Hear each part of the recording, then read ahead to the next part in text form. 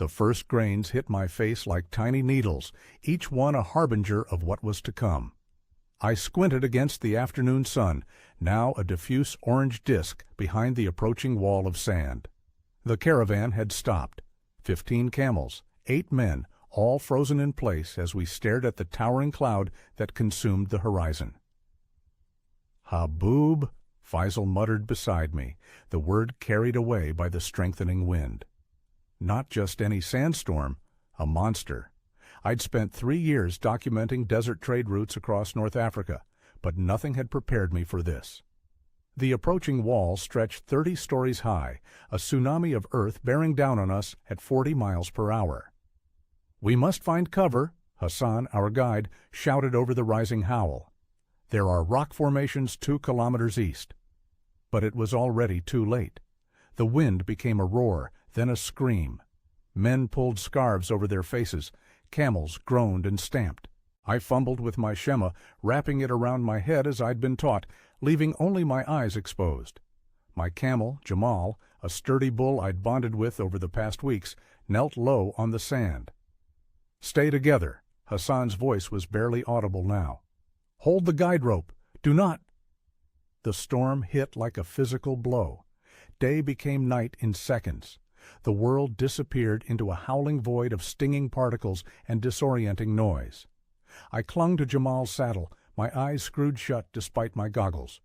The rope connecting our caravan went taut, then slack in my hand. "Hassan!" I screamed, but my voice vanished into the maelstrom. Minutes stretched into what felt like hours. I couldn't see, couldn't hear anything but the wind's fury. Jamal rose suddenly, nearly throwing me off. I felt him turning, moving against my attempts to hold him still. The guide rope was gone from my hand, either torn away or dropped in my panic. We were moving, directionless, lost. When consciousness returned, the world was silent and dim. I lay half buried in sand, my mouth and nose caked with grit despite the shema. Every breath rasped. My skin felt scoured raw where it had been exposed. Disoriented, I pushed myself up on trembling arms. Dawn light revealed an alien landscape. Dunes had shifted, landmarks erased. No sign of the caravan, no distant figures or camel tracks. Just endless rippled sand and a solitary shape nearby. Jamal, kneeling patiently, watching me with those long-lashed eyes. I checked my watch. 5:43 a.m. The storm had raged through the night. My water canteen remained strapped to my belt, half full. One small mercy. The saddlebags on Jamal contained perhaps 2 more days of water, some dried meat and fruit, my camera equipment, a basic first aid kit, and a compass. The compass. I fumbled it from my pocket, hands shaking. The needle spun uselessly, then settled. But settled pointing where? Without the sun higher in the sky, without knowing how far we'd traveled, or in what direction, it told me nothing I could trust. I was alone in one of Earth's most unforgiving environments, with a camel and dwindling supplies. The realization hit me with a force the sandstorm couldn't match. "It's just you and me now," I said to Jamal, my voice sounding strange and muffled in the vast silence. The camel blinked slowly, unimpressed by our predicament. The rising sun brought clarity and dread in equal measure.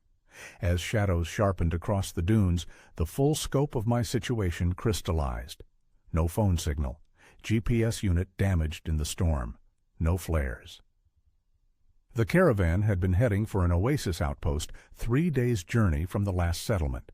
If they survived, they might send help, but they had no way to know where I was, and I had no way to signal. Decision paralysis gripped me as I surveyed the horizon in all directions. Each looked identical, endless waves of sand stretching to nowhere. My mouth felt like sandpaper, tongue sticking to the roof, despite the small sips of water I'd allowed myself. "Think, Nathan," I muttered. "What did Hassan say before the storm? Rock formations to the east. If I could find them, perhaps there would be shade, maybe even water. But which way was east now? The sun was rising, yes, but after being tossed around by the storm, I couldn't be certain of my orientation. I checked my watch again, a tough analog timepiece my father had given me before he died. "This saved my ass in the Gulf," he'd said. "Mechanical, reliable, never needs charging." He'd been a war photographer, chasing conflicts until one caught him. Now I chased vanishing cultures instead, somehow believing it was different. Using the watch and the sun's position, I made my best guess at east. If I was wrong, I pushed the thought away. Decisions in survival situations aren't about certainty. They're about movement over paralysis. "Come on, Jamal," I said, tugging gently at his lead. "We're burning daylight." The camel rose with a groan that seemed to express exactly what I was feeling. I didn't mount him, better to conserve his strength. We trudged forward, the already rising heat pressing down like a physical weight. 2 hours later, my lips had cracked, and the first signs of dehydration had set in. A dull headache pulsing behind my eyes, urine turning dark amber and scant. I'd been too conservative with water at first, forgetting the desert's primary rule. Dehydration kills long before starvation. I stopped in Jamal's meager shadow and drank more deliberately, forcing myself to take proper swallows. Panic tried to rise as I watched the level in my canteen drop, but I tamped it down. Panic sweats, panic speeds breathing, panic kills. As I secured the canteen, something caught my eye, a flicker of movement on a distant dune. I squinted, heart suddenly pounding. A figure? A mirage? Gone. "Did you see that?" I asked Jamal, who chewed placidly, uninterested.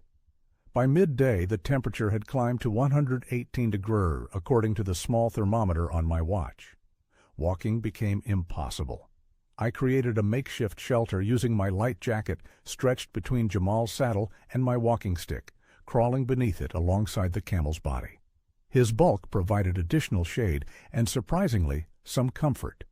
Camels regulate their temperature remarkably well. Jamal wasn't even sweating yet. As I lay there, the memories came unbidden. My last argument with Eliza before this trip. "Another 3 months in the desert, Nathan? When does it end? When do we actually build something together instead of you always running away?" "I'm not running away. This is my work." "Your work, right. Just like it was your father's work that kept him from ever being there." The accusation had stung because it contained too much truth. Dad had missed birthdays, graduations, anniversaries, always chasing the next conflict, the next perfect shot. After he died, I found his journals.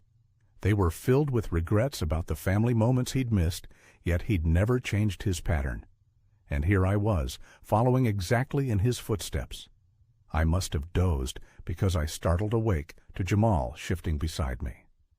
The slant of shadows told me several hours had passed. The worst heat was subsiding. Time to move again.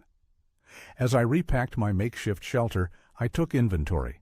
2 liters of water remaining, some dried dates and camel jerky, a basic first aid kit, matches, a knife, camera equipment I couldn't eat or drink, a journal and pencil.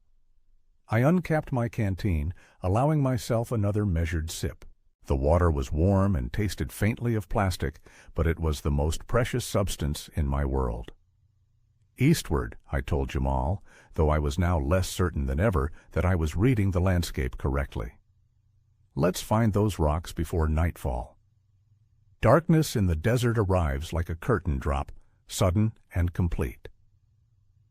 With no ambient light pollution, the stars emerged as I'd never seen them, countless and brilliant against the void. Under different circumstances, I might have found it beautiful. The temperature plummeted with the sun. I'd expected this. Deserts are places of extremes. But the shivering still caught me by surprise. I huddled against Jamal's warm bulk, grateful for his solid presence.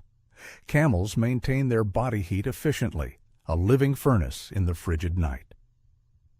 Sleep came in fitful bursts, interrupted by strange sounds, the wind whispering over sand, the distant cry of some nocturnal predator, Jamal's occasional rumbling sighs. Each time I drifted off, I dreamed of water, thunderstorms, rivers, even ordinary kitchen faucets flowing endlessly. I'd wake with my throat burning, fighting the urge to drain my remaining supply. During one such waking moment, I noticed Jamal's ears pricked forward, his body tense. I strained to hear what had alerted him. Nothing. Then, a soft shuffling sound perhaps 50 yards away. "Hello?" I called, voice cracking. "Is someone there?" The desert answered with silence. By dawn, exhaustion had settled into my bones. I forced myself through a mental checklist. Water assessment, dangerously low. Physical condition, deteriorating. Navigation plan, increasingly uncertain. The rock formations Hassan had mentioned were nowhere in sight. Either I'd guessed our direction wrong, or we'd been blown much farther off course than I'd estimated. The rising sun revealed something I'd missed in yesterday's haze. Jamal's right front leg had a swollen area just above the knee. He wasn't limping yet, but he flinched when I touched it. Sand abrasion, perhaps, or a strain from our tumultuous journey during the storm. Either way, it complicated matters. If he became lame, my chances diminished dramatically. I cleaned the area as best I could and wrapped it with a strip torn from my undershirt. Jamal endured this treatment stoically, watching me with those liquid eyes that seemed to hold ancient wisdom. "We need to find water today," I told him, as if he needed reminding. As the morning heat built, I noticed something odd about a dune perhaps a kilometer ahead. Its color seemed slightly different, a touch greener than the endless gold surrounding us.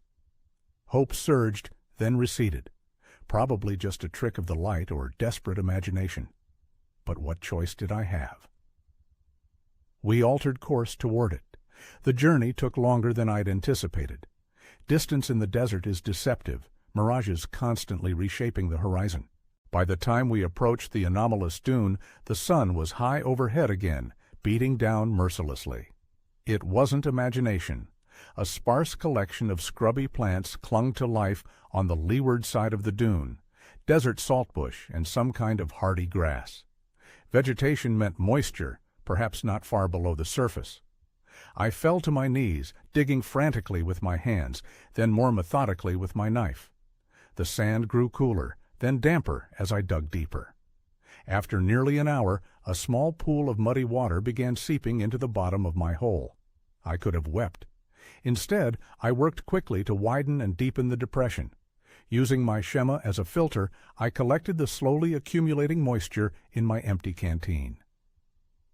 The water was bitter with minerals and cloudy, but it was life itself. While waiting for more water to seep in, I searched the vegetation for anything edible. The saltbush had small, fleshy leaves that, when chewed, provided both moisture and a salty, slightly bitter nutrition. Not delicious, but sustaining. I fed some to Jamal, who accepted this poor offering with more enthusiasm than it deserved. Then I settled in the meager shade to rest and think. My father once told me about a technique desert travelers used to find water, watching the morning flight patterns of birds as they left their nighttime roosts. They often flew directly toward water sources. I'd seen no birds, though. Not one. As afternoon waned, I decided we'd stay put until morning. We had found water, however minimal. Moving on without a clear destination seemed foolish. I used the time to construct a better shelter, digging out a shallow depression beneath the largest of the salt bushes and creating a lean-to with my jacket. That night, with a few precious extra sips of water in my system, I slept more soundly. I dreamed of home, not the sterile apartment I kept in Cairo, but my childhood home in Montana. Snow-capped mountains, pine forests, lakes so clear you could see 30 feet down. My mother's garden.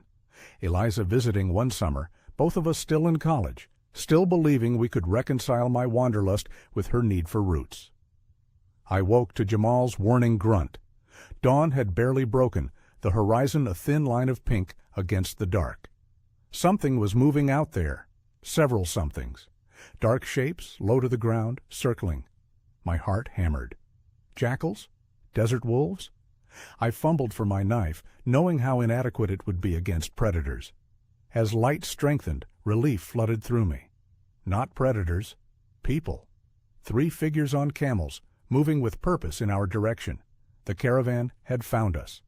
But as they drew closer, my relief curdled into apprehension. These weren't Hassan's men. Their clothing, Their camels' tack, all unfamiliar. Nomads, perhaps, or smugglers? In this remote region, either could be dangerous to a lone foreigner. I stood slowly, knife hidden in my palm, and waited for whatever came next. They stopped 30 yards away, 3 silent figures wrapped in indigo robes that left only their eyes visible. Not the white or tan garments of Arab nomads, these were the distinctive blue of Tuareg tribesmen, the legendary blue men of the Sahara. For long moments, nobody moved. I raised my empty hand in greeting, heart pounding. "Assalamu alaikum," I called, using the Arabic greeting I knew they would understand. The central figure inclined his head slightly, but didn't respond. Instead, he dismounted with fluid grace and approached on foot, leading his camel. Now I could see his eyes more clearly, dark, evaluating, neither hostile nor friendly. He stopped 10 feet away and spoke in Tamashek, the Tuareg language. When I shook my head to indicate I didn't understand, he switched to heavily accented Arabic. "You are far from the trade roads, American." I explained about the sandstorm, the scattered caravan, my 3 days alone.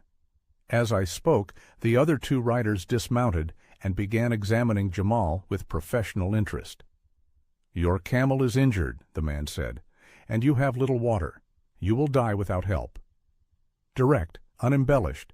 Desert people rarely waste words. "Can you help me reach the nearest settlement?" I asked. A long pause followed. The 3 men conferred quietly in their language, occasionally glancing my way. Finally, the leader turned back to me.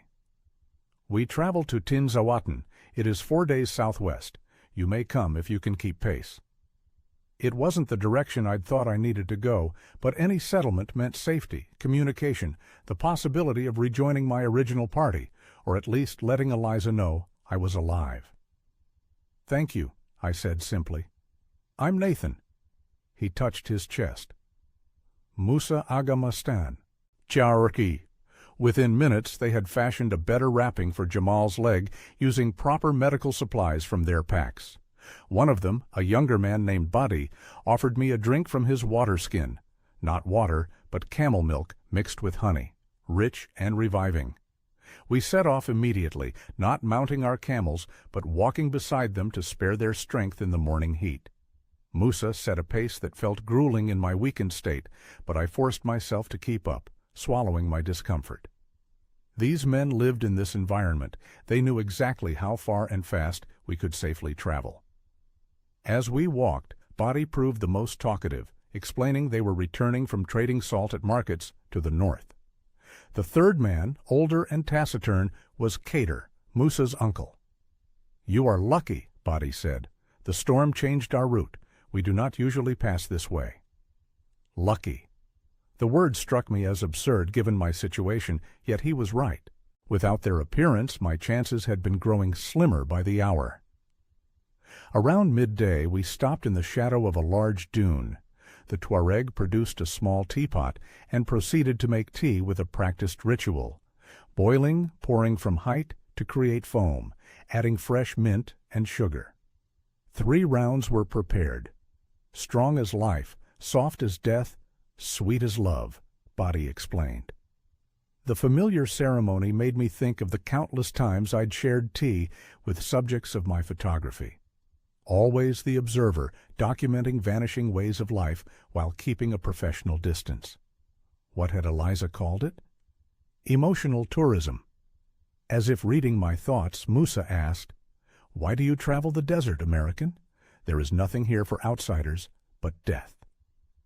I explained my work documenting traditional caravan routes, the ancient salt and gold trades that were rapidly disappearing in the age of trucks and GPS. Kader spoke for the first time, his voice like gravel. "You record what dies. Better to help what lives." The rebuke stung more coming from this stranger than it ever had from Eliza. I had no response. That evening, they shared their food, dried meat, couscous, dates, and taught me how to find my bearings using stars unfamiliar to my northern-trained eyes. Southern Cross, Sirius, Canopus, different navigation points than I'd been using.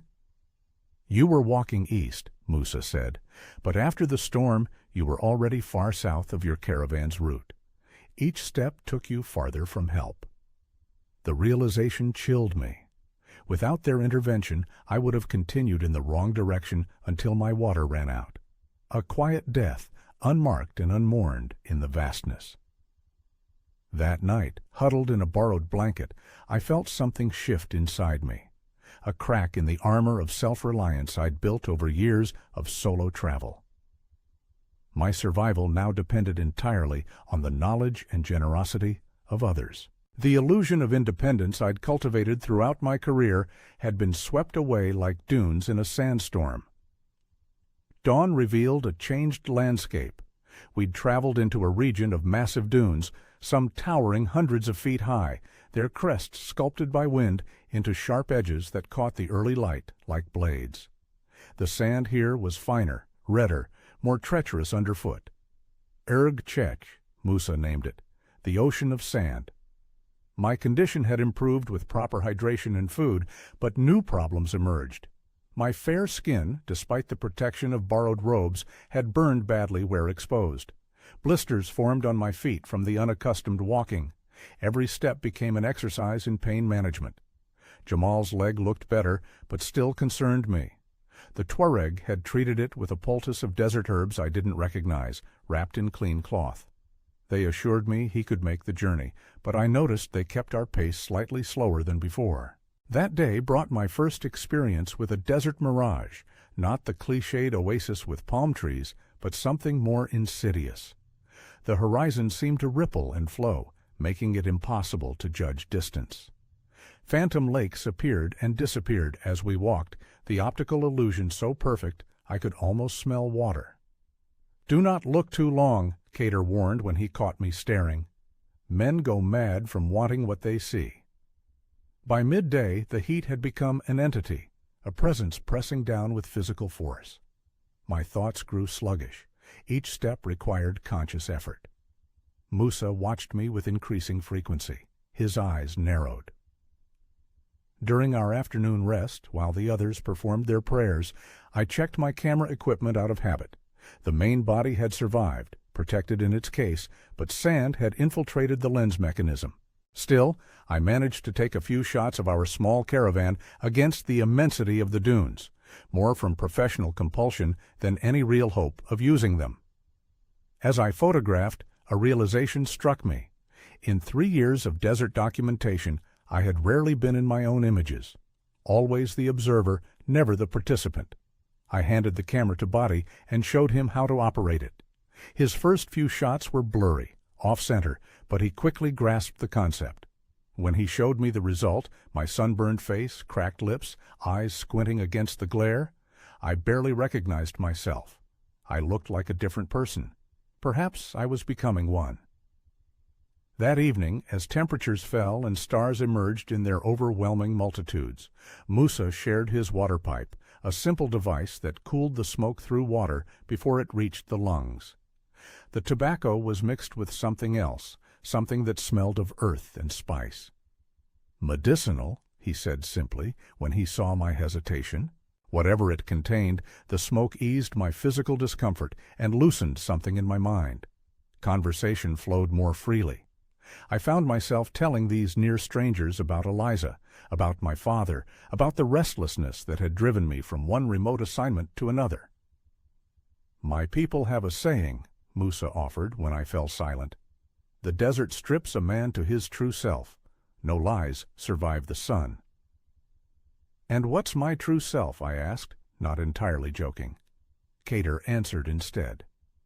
"A man running from shadows while chasing ghosts." The words hit with uncomfortable precision.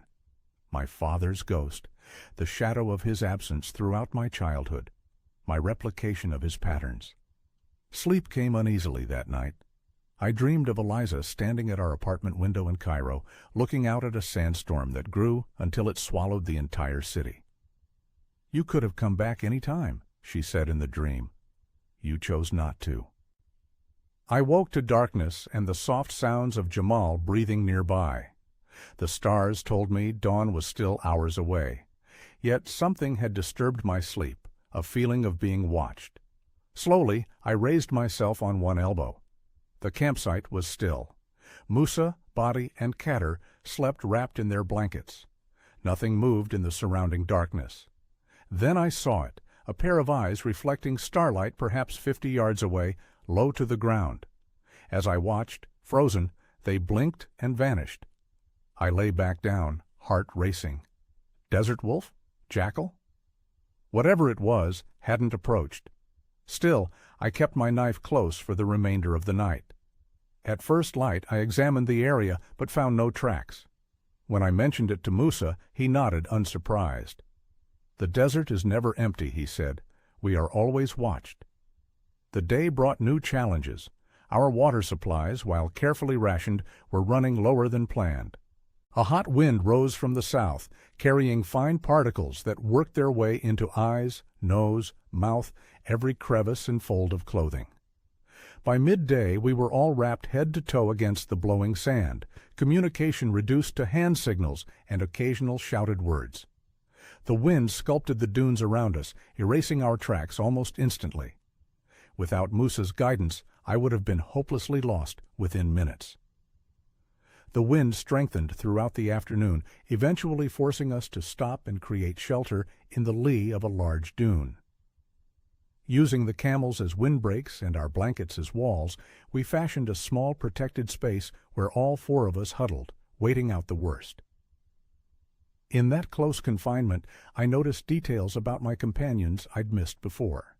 The intricate tattoos on Kader's weathered hands, the small Tuareg cross Badi wore on a leather cord around his neck, the barely visible scar that ran from Musa's temple down behind his ear. "Raiders," he explained when he caught me looking. 10 years ago, they took our camels, killed my brother." "I'm sorry," I said inadequately. He shrugged. "The desert gives. The desert takes. A man accepts both." As daylight faded and the wind finally began to ease, Musa made a decision. "We travel by night," he announced. "The water is too low. We must reach the wells at Izernene by tomorrow." Night travel meant cooler temperatures, but new dangers, difficult terrain invisible until you were upon it, predators more active in darkness, the ever-present risk of losing direction. But the alternative, being caught another day in this waterless region, was worse. We broke camp as the last light faded, loading the camels by starlight. This time we rode, following Musa's lead in single file. The desert at night was transformed, silvered by starlight, the dunes casting deep shadows like waves on a frozen ocean. For hours we traveled in silence, the only sounds the soft padding of camel feet on sand and the occasional creak of saddle leather. My body ached from days of hardship, but a strange calm had settled over my mind. Out here, stripped of all pretense and comfort, I felt more present than I had in years. Sometime in the deepest part of night, Jamal suddenly stopped, refusing to move forward despite my urging. Ahead, Musa had halted as well, raising his hand in warning. "What is it?" I whispered. "Quicksand," he replied. "The night hides it well." He dismounted carefully and approached the area in front of us, testing with a long staff I hadn't seen him carrying before. Sure enough, what looked like solid ground was a treacherous mix of sand and subsurface water that could swallow a camel whole. We detoured widely around the hazard, adding hours to our journey. By the time the eastern sky began to lighten, we were all exhausted. But Musa pushed on relentlessly, clearly concerned about our water situation. As the sun broke the horizon, I saw what drove him. Ahead, the endless dunes finally gave way to a different landscape, a rocky plateau rising from the sand, its surface dark against the golden surroundings. Izernene, Badi confirmed, pointing. Water. The sight gave me a final surge of energy. We reached the plateau's edge as the morning heat began to build, finding a narrow path that wound upward among tumbled boulders. At the top, a small depression held what we sought, a series of natural rock basins that caught and held rainwater from the rare desert storms. The largest was still half full of relatively clear water. The camels sensed it immediately, quickening their pace. We let them drink first, A necessity, not sentiment. Without them, we wouldn't survive the remaining journey. As I finally knelt to drink my fill, cupping the cool water in my hands, I felt something unlock inside me. A tension I'd carried so long, I'd forgotten it was there. Tears mixed with the water on my face, salt with sweet. Musa squatted beside me, filling water skins. "The desert breaks a man," he said quietly. "Then it rebuilds him stronger if he survives." I nodded, unable to speak. "2 more days to Tinzaouaten," he continued. "From there, you can find your way back to your world." My world? The phrase struck me as strange. Somewhere in these harsh days, the boundaries between my world and this one had blurred. I wasn't sure which I belonged to anymore.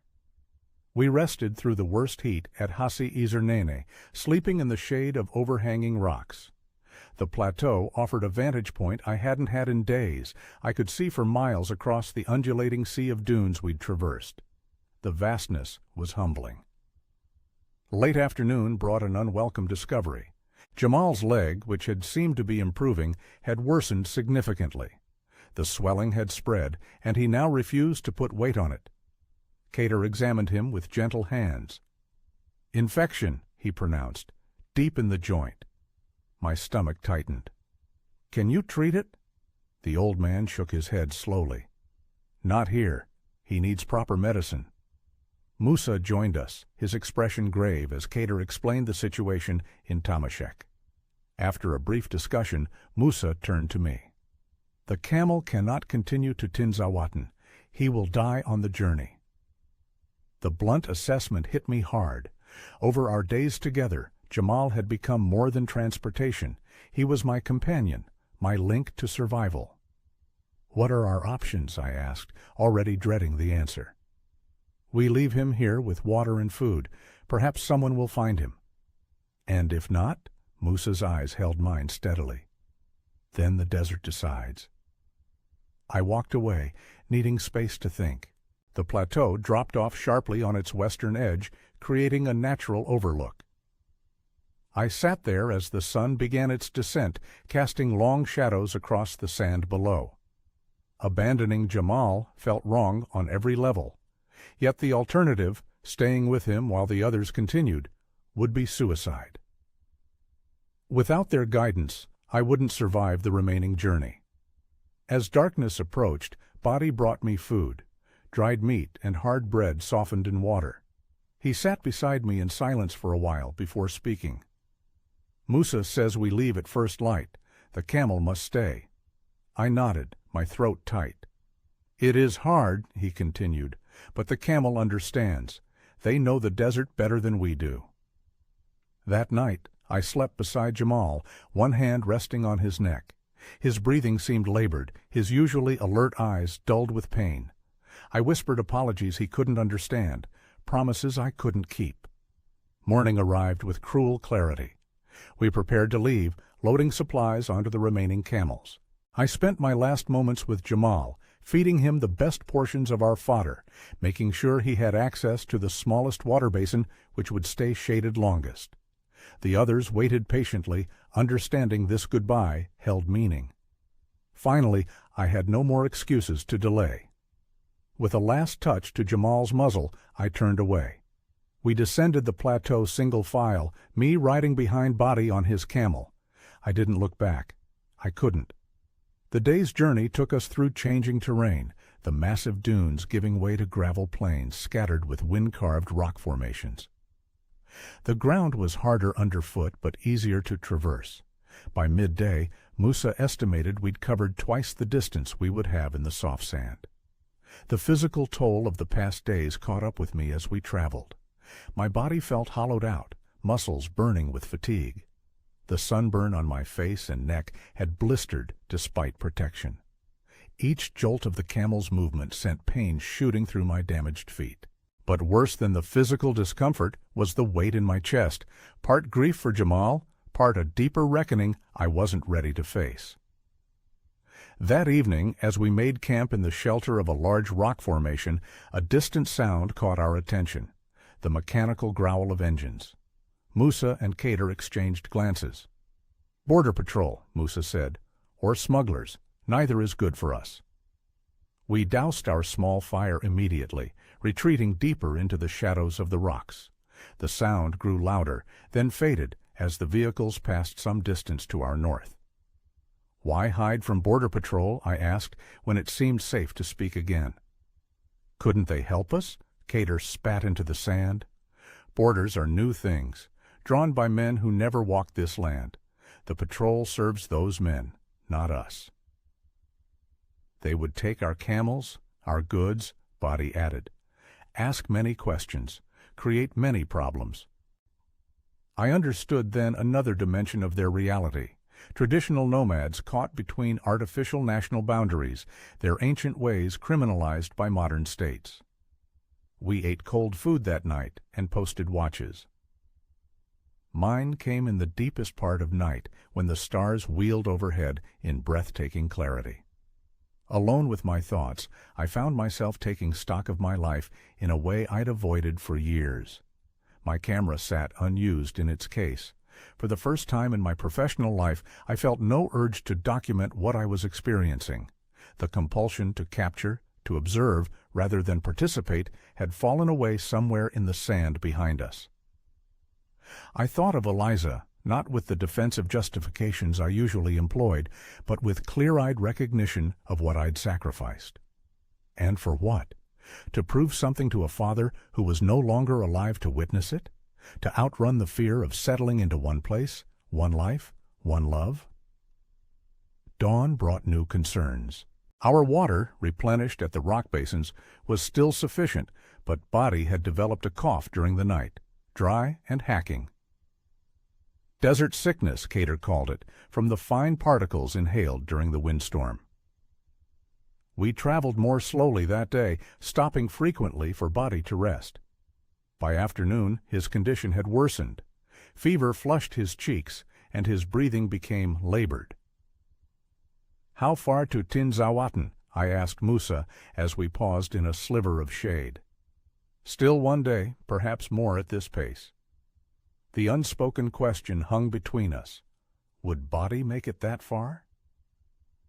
That evening, as we made camp, a new sound interrupted the desert silence, the distant rumble of thunder. We all turned toward the southwestern horizon, where dark clouds had gathered. "Rain?" I asked hopefully. Musa's expression remained grim. Perhaps, but first, wind. Within an hour, his prediction proved accurate. The wind arrived ahead of the storm front, hot, powerful gusts that sent sand and small rocks flying. We created a windbreak using the camels and our blankets, huddling together as the world disappeared again into swirling dust.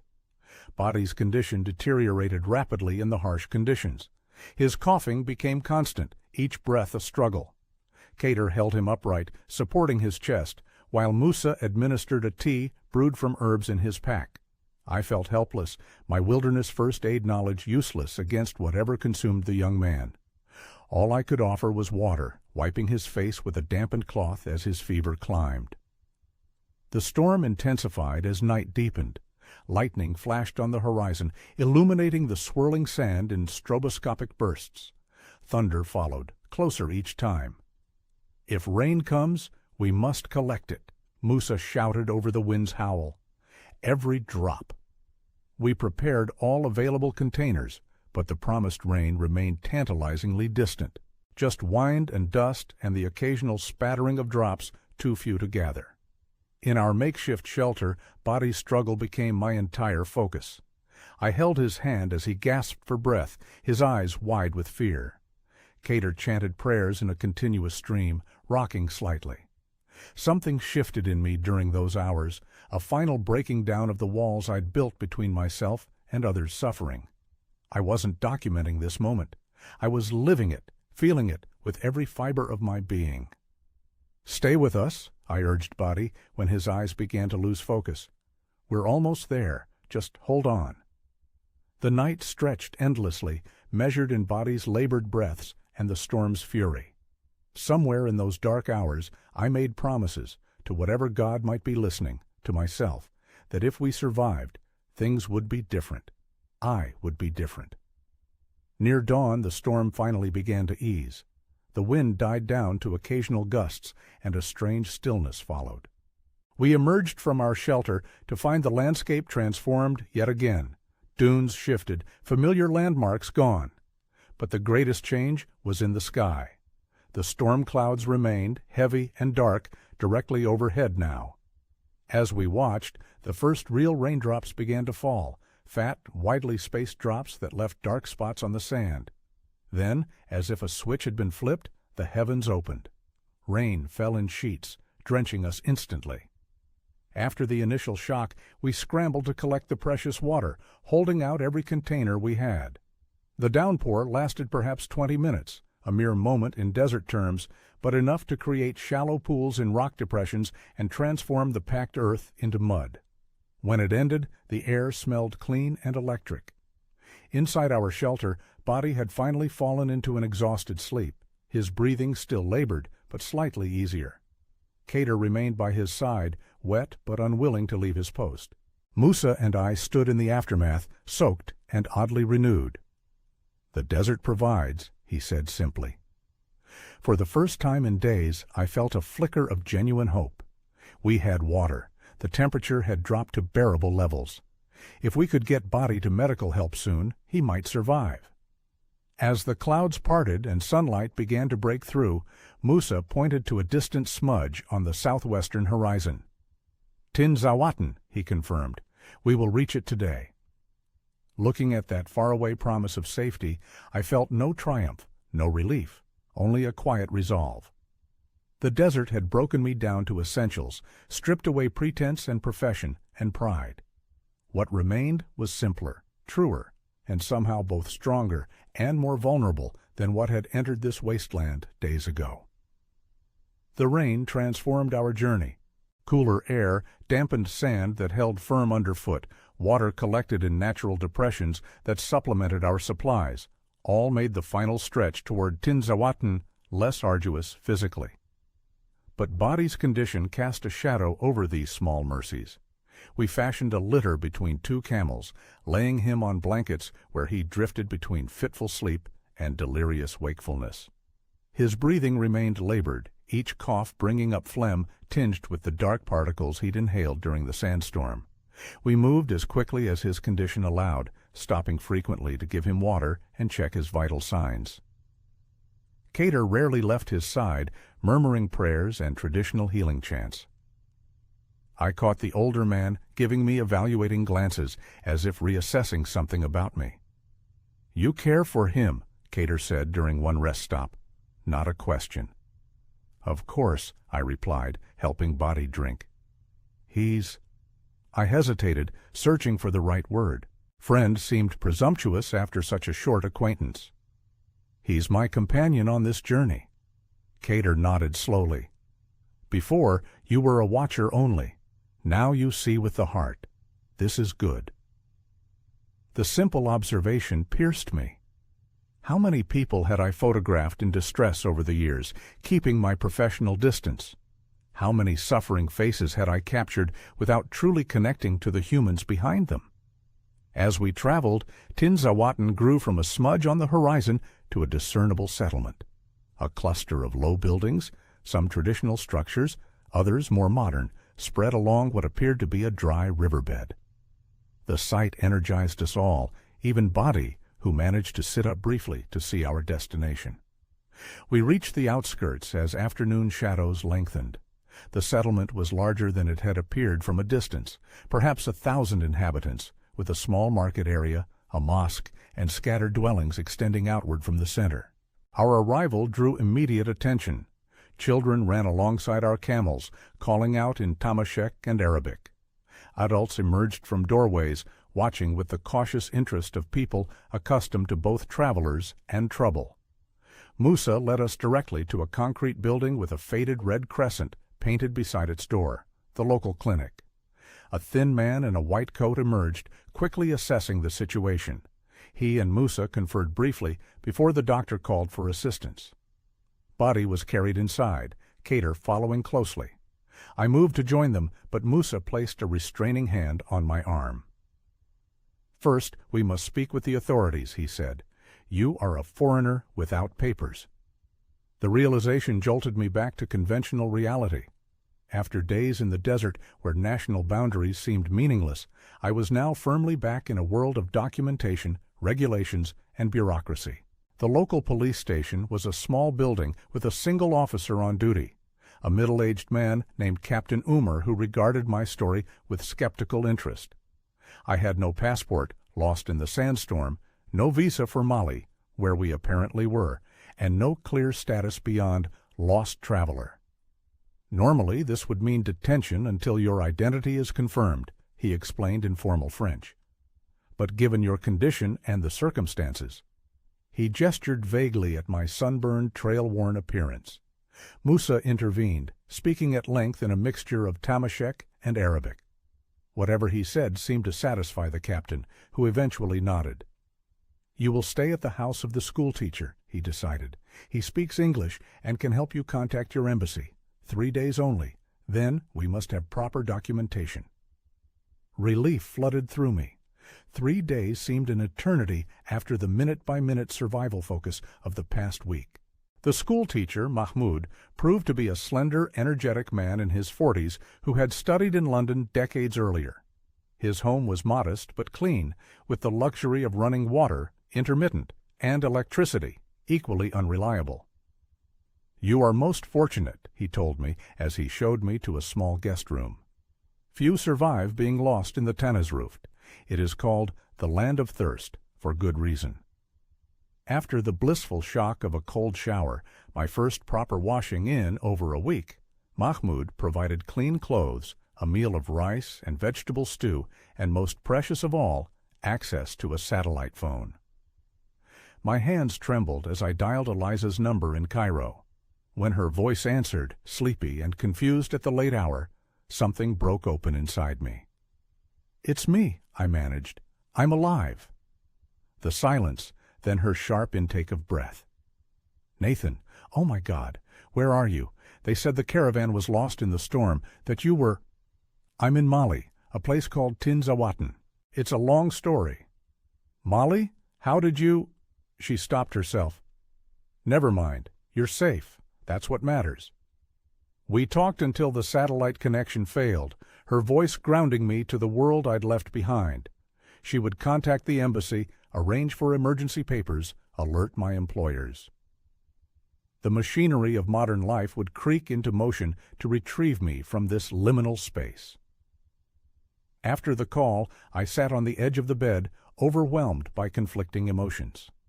Relief at survival, concern for body, gratitude toward my Tuareg saviors, and underneath it all, a strange reluctance to rejoin my former life. The next morning, I went immediately to the clinic. Body had been stabilized, antibiotics for infection, oxygen for his breathing, but remained seriously ill. Pneumonia complicated by sand inhalation, the doctor explained.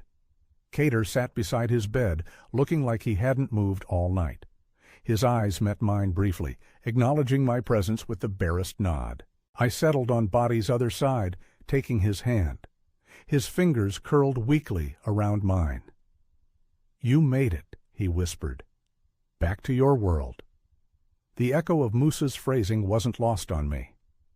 Not completely, I answered. Not yet. I spent most of that day at the clinic, leaving only when Musa came to bring me to the market. He wanted to purchase supplies for their onward journey.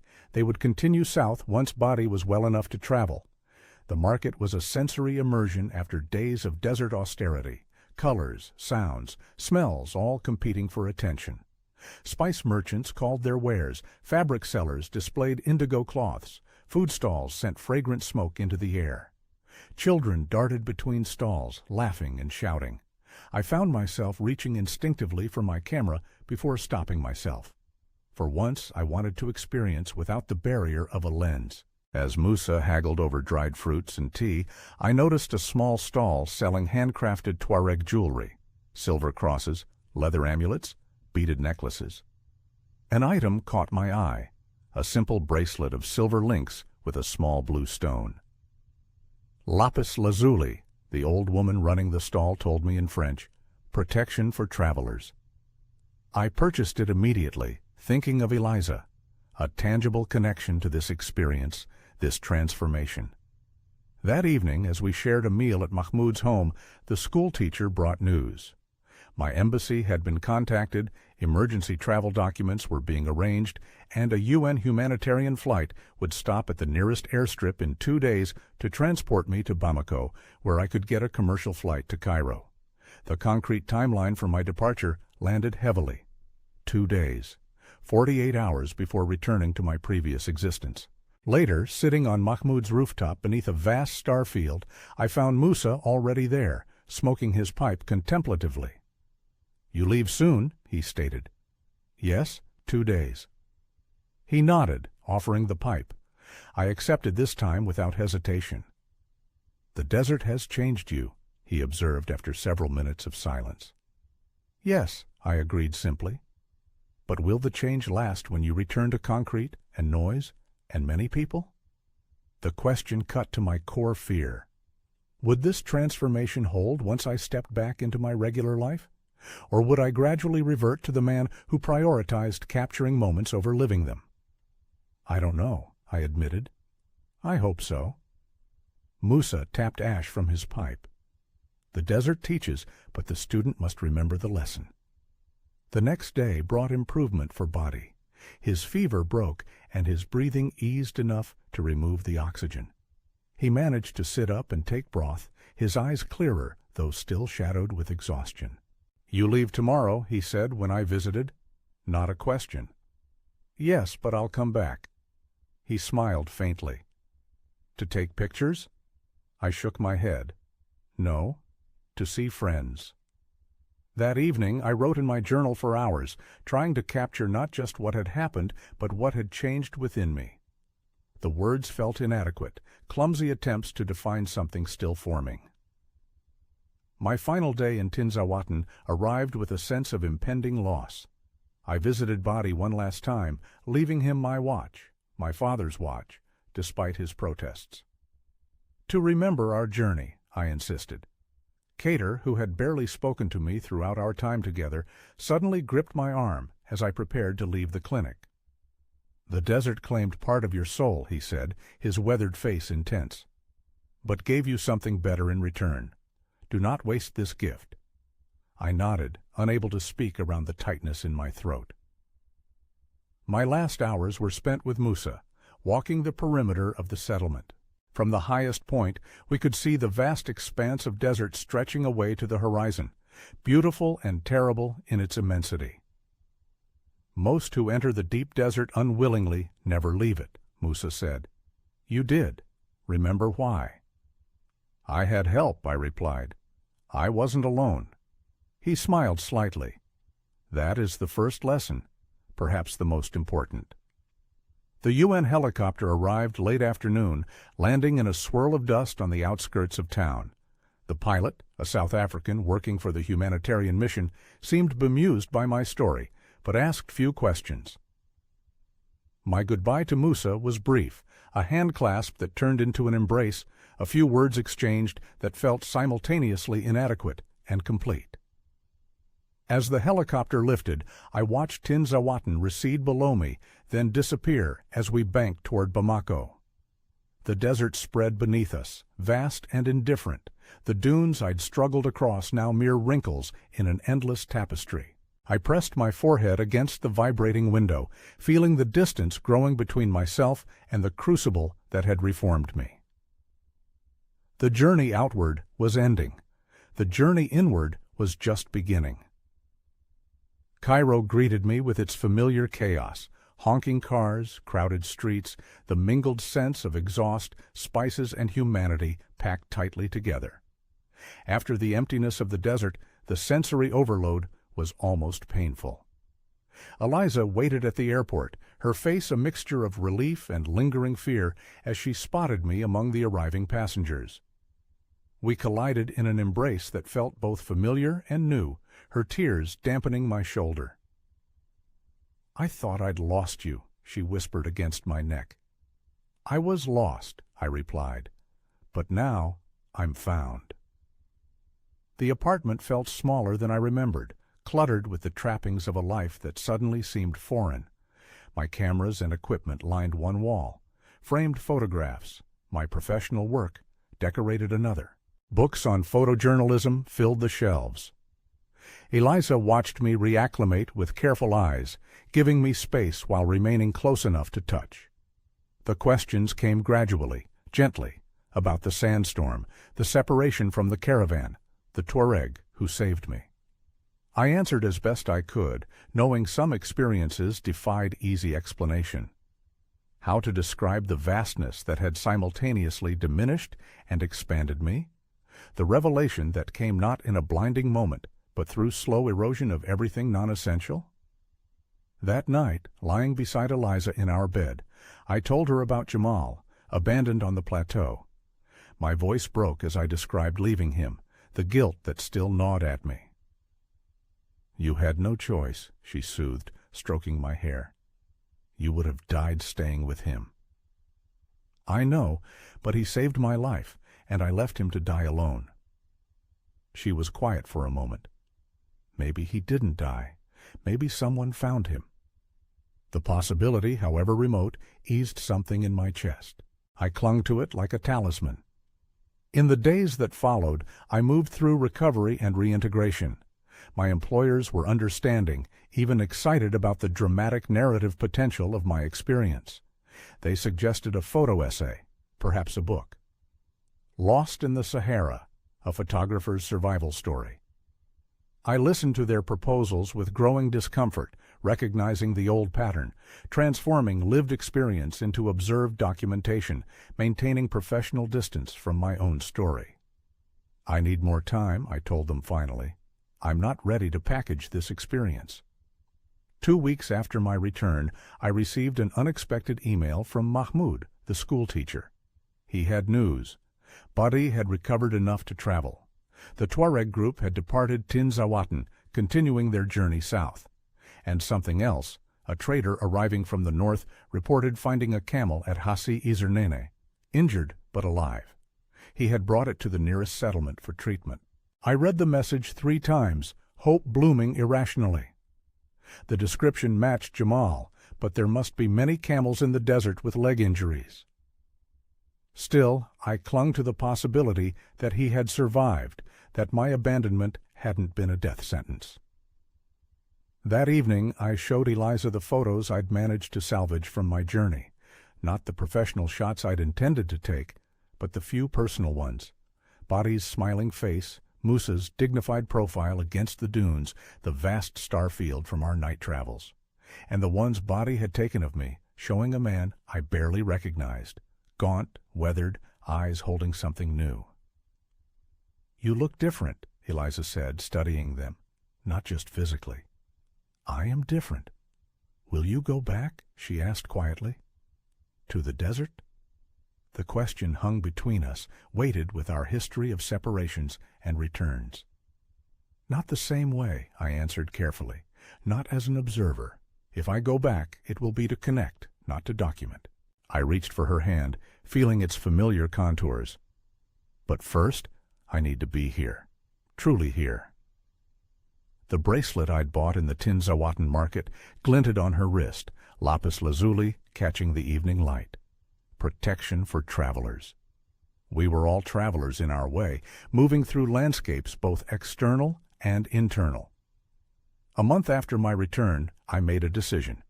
My cameras remained in their cases, my professional commitments on indefinite hold. Instead, I contacted desert conservation organizations, groups working with traditional nomadic peoples to preserve their ways of life while adapting to modern pressures. "I have skills they can use," I explained to Eliza. "Not just photography, but connections, media experience, ways to amplify their voices rather than just capturing their images." She listened with growing interest as I outlined possibilities, work that wouldn't separate us, that might even involve her environmental expertise. Not abandoning my profession entirely, but transforming it into something that engaged rather than observed. "And someday," I added, "I want to find Musa and Badi again, not to document them, but to thank them properly, to return as a friend, not a lens." 6 months later, we stood together at the edge of a different desert, the white desert of Egypt, closer to home but no less majestic. Wind-sculpted chalk formations rose like ghostly sentinels against the blue sky. I carried a camera, but it remained in my bag most of the time. Our guide, a Bedouin man named Salim, prepared tea over a small fire as the sun began its descent. The ritual reminded me powerfully of those desert nights with Musa and his companions. "You've been in the deep desert before," Salim observed, handing me a glass of steaming mint tea. "I can tell by how you watch the horizon." I nodded, accepting the tea. "It changed me." "The desert changes everyone who listens to it," he replied matter-of-factly. "Most people bring too much noise to hear what it says." As darkness fell and stars emerged in their breathtaking multitudes, Eliza leaned against me, her warmth a counterpoint to the desert's cooling breath. "Are you happy?" she asked softly. I considered the question with the honesty the desert had taught me. "I'm present," I answered. "Fully present for perhaps the first time in my adult life. Happiness feels too simple a word." She nodded against my shoulder, understanding. Later, as Salim and Eliza slept, I walked a short distance from our camp, finding a flat rock to sit upon. The vastness spread around me, different in texture and composition from the Sahara that had nearly claimed me, yet carrying the same essential truth. I closed my eyes, feeling the night air against my skin, hearing the subtle sounds of the desert at rest. Somewhere out there, Musa and his companions continued their ancient patterns of movement and trade. Somewhere, perhaps, Jamal had found a new caravan, his injured leg healed enough for the journey. And here I was, straddling worlds, the one I'd left behind and the one I was still creating. Not lost anymore, but not quite found either. Somewhere in between, where the real journey happens.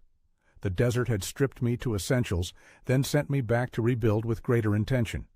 As Cater had said, it had claimed part of my soul, but given something better in return. I opened my eyes to the star-filled sky, feeling small and significant all at once. The desert's final lesson, perhaps. We are both momentary and eternal, separate and connected, observers and participants in the same breath. The sandstorm that had nearly killed me had also saved me, forcing me off my observer's path and into direct experience. The loss of my caravan had given me a new one, however briefly. The abandonment of Jamal had taught me about necessary sacrifices and enduring guilt. I reached into my pocket, touching the small stone I'd carried from Tinzawatin, a piece of the desert to remind me of its teachings. Not a souvenir, but a touchstone connecting me to what I'd learned and what I was still learning. The journey continues, I thought. It always does.